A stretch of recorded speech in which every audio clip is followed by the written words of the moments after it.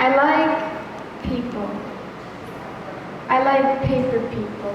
They'd be purple paper people, maybe pop-up purple paper people, proper pop-up purple paper people. How do you prop up proper pop-up purple paper people? I hear you cry. Well, I'd probably prop up proper pop-up purple paper people with some proper purple paper people paper clips, and I'd prepare appropriate adhesives as alternatives, a cheeky pack of glue tack just in case the paper slipped. And I could build a pop-up metropolis.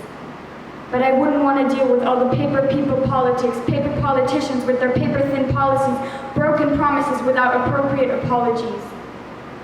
And there'd be a little paper me and a little paper you, and we could watch paper TV and it would all be pay-per-view.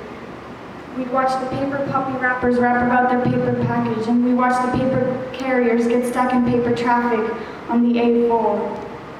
There'd be a paper Princess Kate, but we'd all stare at paper Pippa, and we'd all live in fear of Killer Jack the Paper Ripper. Because the paper propaganda propagates the people's prejudices, papers printing pictures of photogenic terrorists.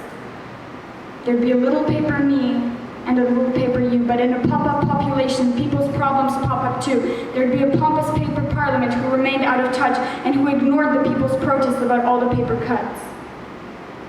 And then the peaceful paper protests would get blown to paper pieces by the confetti cannons manned by preemptive police.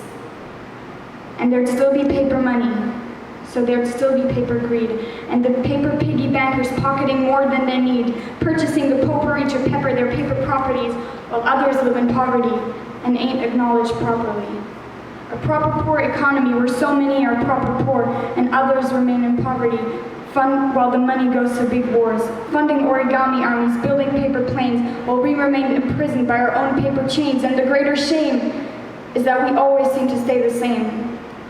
What changes is who is in power, choosing how to lay the blame. They're naming names, forgetting these are names of people.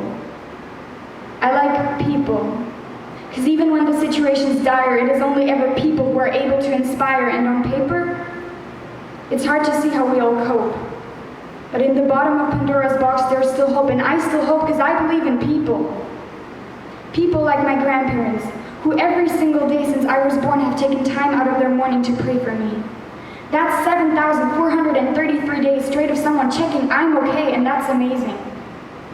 People like my aunt who puts on plays for prisoners. People who are capable of genuine forgiveness. People who go out of their way to make your life better and expect nothing in return. People have potential to be powerful. And just because the people in power tend to pretend to be different, we don't all need to succumb to the system. A paper population is no different.